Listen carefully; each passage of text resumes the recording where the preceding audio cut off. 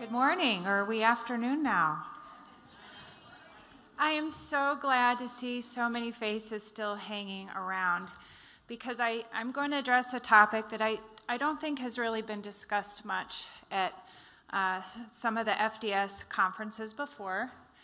The topic of my talk today is sexuality and intimacy, overcoming barriers both for providers and for patients. I have no disclosures to make. The objectives of today's talk are to identify two emotional side effects of lipedema and how they may affect sexual function. 2, describe how the implicit model can be used by providers to communicate with patients about these sensitive topics.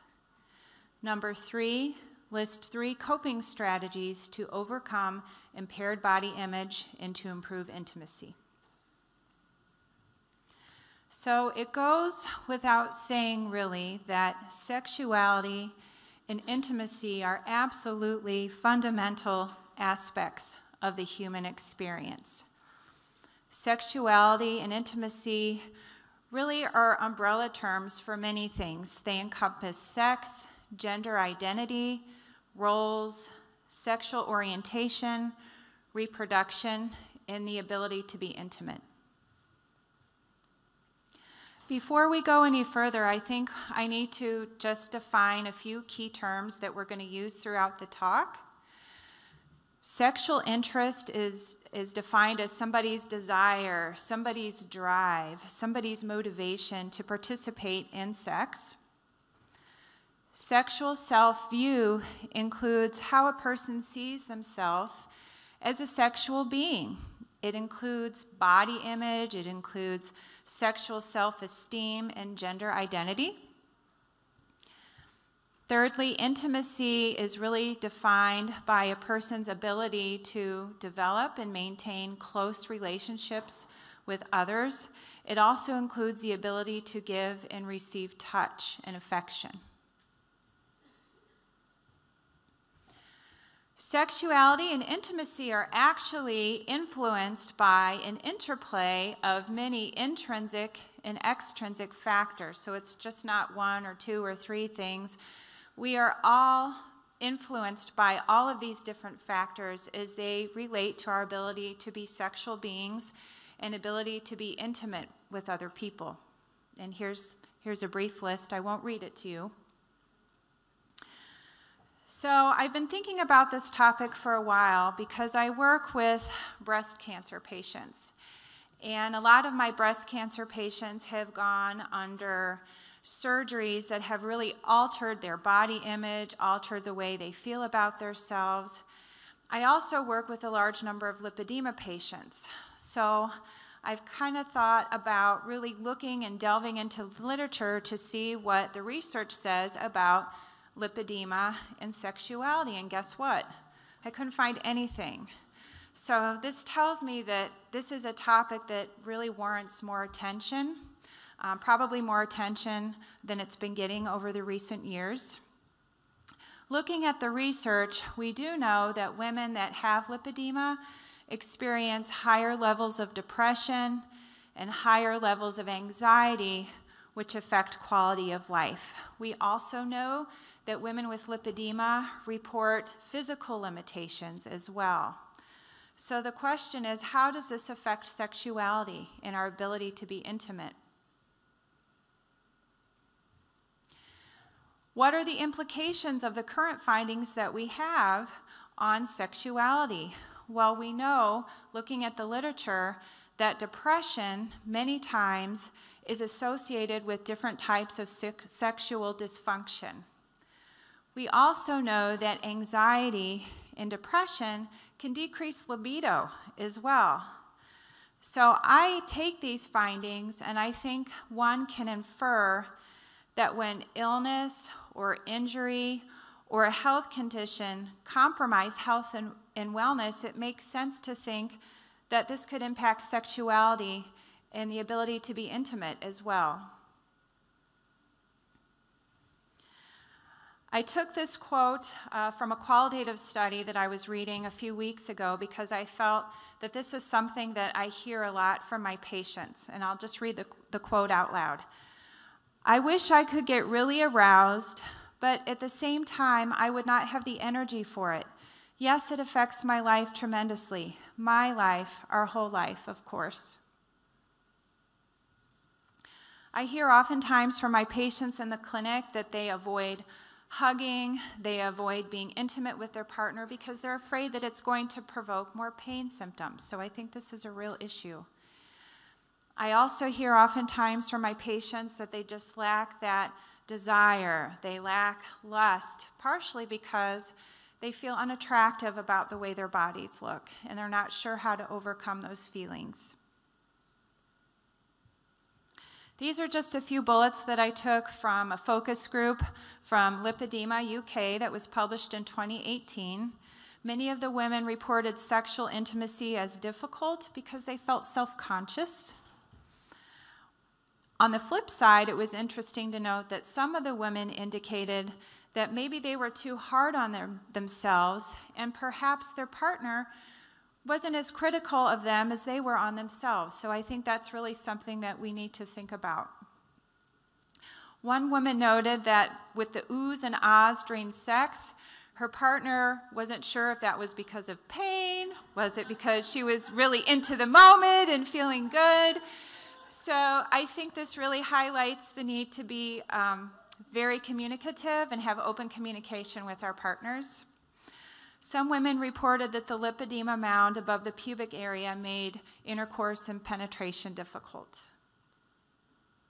So why is this an important topic? Why should we even talk about this subject? Well, we know that sexuality in and of itself contributes overall to a person's health and wellness, and I do think it is something that we really need to start collecting data on in addition to pain, in addition to mobility, because sexuality and intimacy are such integral parts of our lives. So, gosh, I don't have much time left, so I'm going to speed through this. The first part, I'm going to present a model that providers can use to openly communicate with their patients about these sensitive topics, and it's called the PLICIT model. The PLICIT model offers a way to have a clinical conversation about sexuality and intimacy with patients, and it helps to really drill down and narrow specifically what that patient is struggling with.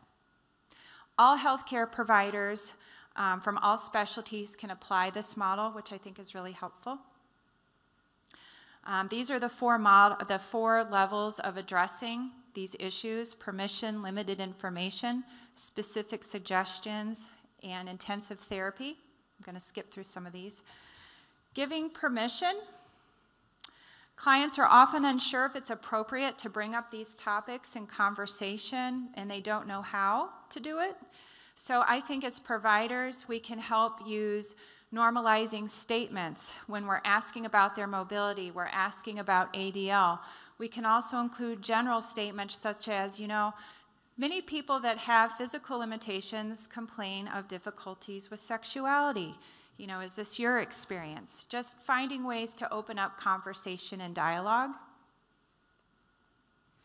There are, if you struggle with this as a medical provider, there are many, many sexual assessment tools in the literature.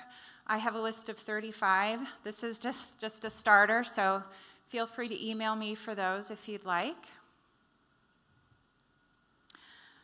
Providing limited information. Clients may really be concerned about some of the difficulties that they're having. We can address just general complaints here. For example, if a patient is complaining about a weak pelvic floor, we could try suggesting just some general exercises that may help with that, help with urinary incontinence, before we refer them on to a specialist. Giving specific suggestions. Patients may have no idea what to do, how to improve this area.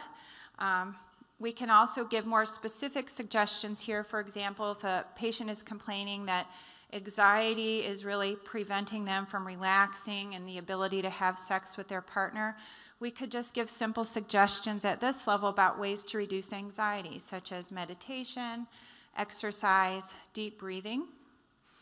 This conversation may lead into the last point on this triangle, which is providing intensive therapy. Sometimes patients need a little bit more than what we can offer them in the clinic. And at this level of intervention, the provider may need to refer their patient to a therapist or a counselor to really help them deal with their feelings. At this level of intervention, perhaps seeing a pelvic floor specialist may be warranted to work on incontinence issues and pelvic pain. So, now to the good part. I'm just kidding. This part of the talk is aimed more to help patients with some tips and ideas that you can use to maybe overcome some of these barriers that you may have. Many people with lipedema report higher levels of pain, decreased libido, decreased body image, and anxiety. And for time's sake, I'm just going to zero in on two of these. We're going to talk a little bit about decreased libido and impaired body image. So, first I just want to say and ask, what is standing in your way of a fun and fulfilling sex life? What is it? It's your brain. And I've always thought in my own mind that the sexiest part of a human body is what's between the ears. And it's so, so true. I think we need to really work on retraining our brains, retraining our thought process to have those close interpersonal and sexual relationships that we all want and need.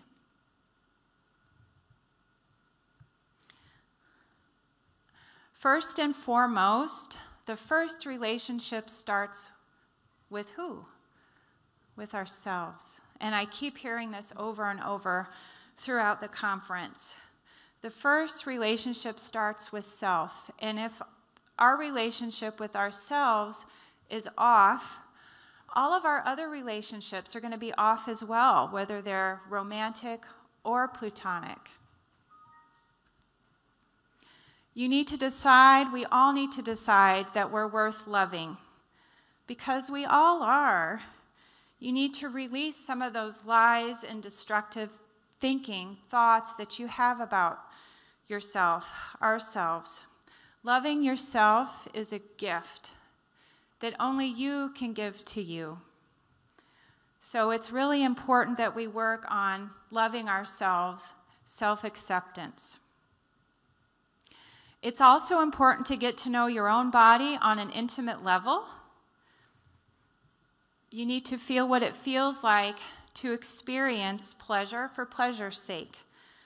You need to learn to touch your body and feel and experience that joy, and this will help raise your sexual self-esteem. Also important, it's important to enjoy sex with partners who love us and think we're sexy because of our body, not in spite of it. Sometimes it really helps to talk to a counselor or a trusted friend to help us sort through some of the feelings and experiences that we're having as well. Practicing mindful sex and communicating. I think it's really important to unlearn what pop culture has ingrained in our minds about what we should look like during sex and sex poses. It's more important really to keep our attention focused on the pleasurable feelings that we're having while being intimate, those pleasurable sensations. Instead of thinking about what you look like, really focus on being in that moment with our partner. Feeling the orgasm, feeling all those wonderful feelings, thinking about your breathing, thinking about how your partner feels, concentrating on each sensation, squeezing and releasing your pelvic floor. Really the focus during sex should be on all of those things, not really worrying about how we look. I also think it's really important to use open communication with our partners about what our needs and wants are. Maybe telling them to do that thing that you like, Or also letting them know what your limits and barriers are, so you're avoiding an uncomfortable situation, or you're not put in a position where you're asked to do something that makes you uncomfortable. And I think it's important to talk about these things with your partners outside of the bedroom before the sexual act starts. Trying positive affirmations during sex, replacing negative thoughts with affirming ones. So for example, instead of thinking, oh, my bum's too big, think about how you feel when your partner is kissing you above the waist and how good it feels. Building your sexual confidence. Sometimes a way to do this is to really take inventory of your own feelings. Sometimes keeping a journal to tap into memories or past experiences or conversations that you've had can be helpful. It's important to identify what makes you uncomfortable also and what makes you feel less confident. If you've had a traumatic experience, sometimes it helps to discuss these things with a counselor. Getting to know yourself on an intimate level, learning what you like and what you don't like, learning what turns you on, exploring your own body. These are all things that can help boost sexual self-confidence. 5 minutes, great. Okay, and not apologizing for it. If you get to know yourself on an intimate level, this can help build your self-esteem and confidence. Equally important, it's important to understand and communicate with your partner. Your needs, your history, your body, talking with your partner about what you want and what you don't want. Communication is key. And it's important, like I mentioned before, to do this before any type of sexual act. It will help both parties understand the boundaries, if there's any shame triggers, if there's any kinks, to help you make more safe and more comfortable during sex. I think that once everything is out in the open, especially if you're in a new relationship with someone, you can take the next steps to create rituals that will help develop your confidence together. Through sexual exploration and communication, you may find out what arouses you more easily, and your partner's triggers as well. But this takes time and effort. I also want to, can you hear me? Okay, cool. It's also really important, it's not all about us. We also have to think about our partner and figure out what feels good to them, because making them feel pleasure, developing that experience together, learning what your partner likes and doesn't like, that helps to build your sexual self-confidence as well. So, especially in a new relationship, nothing is going to go very smoothly at first, but that could be kind of fun, figuring that out. But as long as you're kind to yourself and you don't pressure yourself to do something that you're really not interested in or don't want to do or makes you feel uncomfortable, everything should work out in your favor. I just want to end this presentation with this slide and remind everyone that we are all worthy of intimacy. We are all worthy of love and touch, and own it, please.